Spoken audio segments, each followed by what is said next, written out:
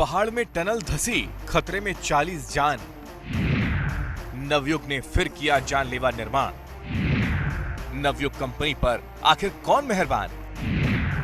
हादसों में कब तक जाएगी गरीब की जान? उत्तरकाशी के जिस सुरंग में 40 मजदूर फंसे हैं, उसका निर्माण नवयुग इंजीनियरिंग कंपनी लिमिटेड ने किया है। ऐसा नहीं है कि नवयुग कंपनी पर निर्माण को लेकर पहली बार सवाल उठा हो।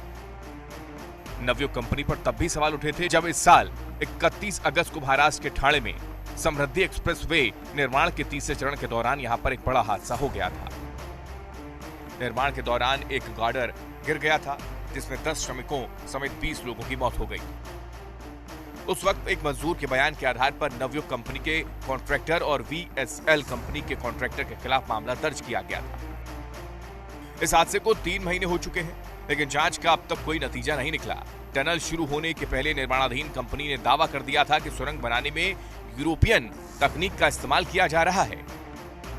ऐसे में सवाल पैदा होता है कि आखिरकार यह हादसा कैसे हो गया। सवाल यह भी कि क्या इसे प्राकृतिक आपदा बताकर निर्माणाधीन कंपनी के अधिकारियों को क्लीन चिट दे दी जाएगी? क्या इसे प्राकृतिक आपदा ही माना जाएगा? बता दें, निर्माणाधीन कंपनी के एक जिम्मेदार अधिकारी ने इसके निर्माण के समय बरती जाने वाली सावधानियां और सुरक्षा के इंतजाम को लेकर बहुत कुछ कहा था। उस समय निर्माण एजेंसी के assistant general manager Rajendra Kumar ने बताया था कि सुरंग बनाने में आधुनिक यूरोपियन तकनीक का इस्तेमाल किया जाएगा। इसमें उच्च तकनीक के वेंटिलेशन उपकरण और अग्निशमन यंत्र तो लगेंगे ही, NHIDCL की तरफ से वहां अग्निशमन दस्ता भी मौजूद रहेगा। ये सारा सिस्टम हाईटेक CCTV कैमरे से लैस रहेगा ताकि किसी भी अनहोनी से निपटा जा सके।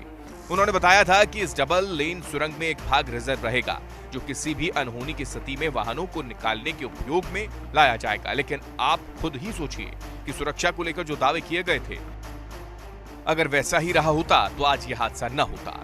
उधर मुख्यमंत्री पुष्कर सिंह धामी टनल में फंसे श्रमिकों के बारे में अधिकारियों से लगातार जानकारी ले रहे हैं। राहत बचाव के कार्यों में लगी एजेंसियों से भी सीएम हर पल की अपडेट ले रहे हैं।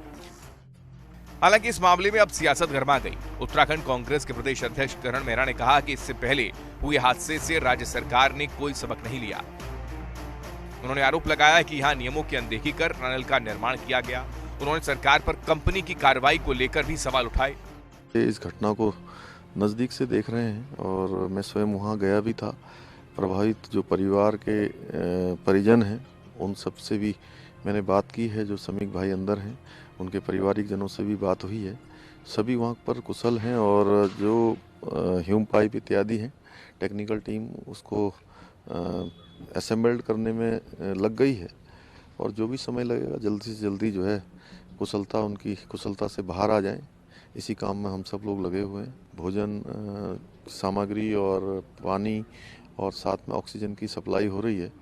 सभी लोग लगातार उस पर नज़र बनाए हुए हैं। भारत सरकार से लगातार बात हो रही है। माननीय प्रधानमंत्री जी स्वयं सारी घटना को नज़दीक से देख रहे हैं, जानकारी प्राप्त कर रहे हैं और जहां भी जिनको निर्देश होने हैं वहां से हो चुके हैं।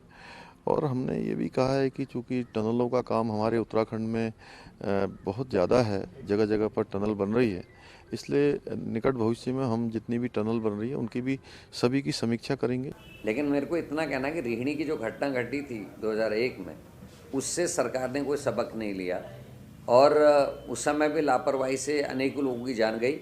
आज भी अब वहाँ मेरे को बताया गया कि ह्यूम पाइप अब डाले जा रहे हैं, जबकि कायदा ये होना चाहिए कि एक तो कंट्रोल ब्लास्टिंग होनी चाहिए। जो अनकंट्रोल ब्लास्टिंग हो रही है, जिसकी शिकायतें मैं पिछले 1 साल से आप लोगों के माध्यम से लगातार कर रहा हूँ कि जो इसके कानून हैं वो उनका पालन नहीं हो रहा। दूसरा, जब टनल अंदर को जाती है तो वैकल्पिक व्यवस्था, इसीलिए जो ह्यूम पाइप के वो साथ साथ में चलते हैं कि आप टनल खोदते हुए आगे बढ़ेंगे, साइड में आपके ह्यूम पाइप चलते हैं ताकि अगर कोई ऐसी घटना घट जाए तो रेस्क्यू के लिए या फिर सामग्री पहुंचाने के लिए या ऑक्सीजन पहुंचाने के लिए उन पाइपों का इस्तेमाल किया जा सकता है। डर इस बात का भी है क्योंकि जितनी भी कंपनी इस समय काम करे वो बड़े रसूखदार लोगों के, जान पहचान वालों की कंपनियां हैं, इसीलिए वहाँ का स्थानीय प्रशासन भी उतना इफेक्टिव नहीं होता इन अनकंट्रोल ब्लास्टिंग को रोकने में या इन चीज़ों को रोकने में।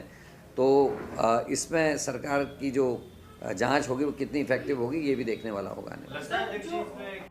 हादसे के बाद टनल निर्माण को लेकर नवयुग इंजीनियरिंग कंपनी एक बार फिर सवालों के घेरे में है। इस दौरान सर्च ऑपरेशन जारी है, लेकिन जैसे जैसे वक्त गुजर रहा है वैसे वैसे लोगों की उम्मीद भी टूट रही है। सवाल ये भी है कि इस हादसे के बाद इस कंपनी पर कोई बड़ा एक्शन लिया जाएगा या नहीं, जिससे फिर से ऐसा कोई हादसा आगे ना हो।